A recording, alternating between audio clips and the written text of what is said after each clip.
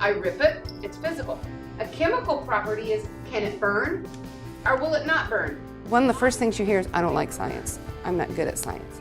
My promise to them is if they want to learn science and they're willing to put the time in, I'm willing to put the effort for them, because I look at each student individually and they all have their own strengths, and if I can get them from point A to point B, you know, we might diverge across the way, and then I have to bring them back because they don't come into my classroom, you know, loving science or being ready for science. So I have to integrate whatever I can to sustain them so they want to be there. That's big. If you get them to want to be there, then you've got them.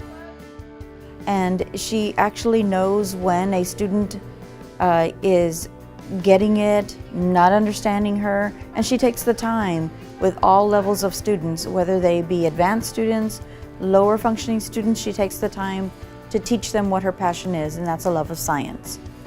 My subject is the integration of math. Science is math, but if they don't have good reading skills, it's also reading. So when you teach science, you're kind of teaching a little bit of everything. There's things in history, like when Rome burned and different things like that, that some of those things, you actually, when you analyze it, it was historical significance, and some of it had to do with science-related things. When you have famines and drought, it affects everything.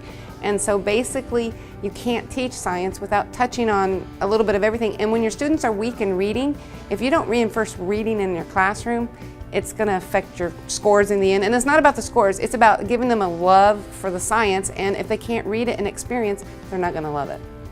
Little Johnny drank what he thought was H2O, but it was really H2SO4. Now little Johnny is no more.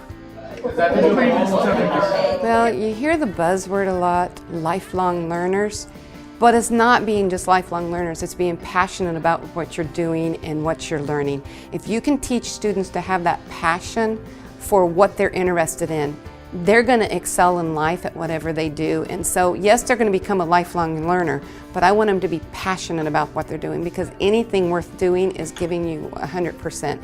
And if I can instill that into them, it doesn't matter if they remember me, you know, when they're juniors in college.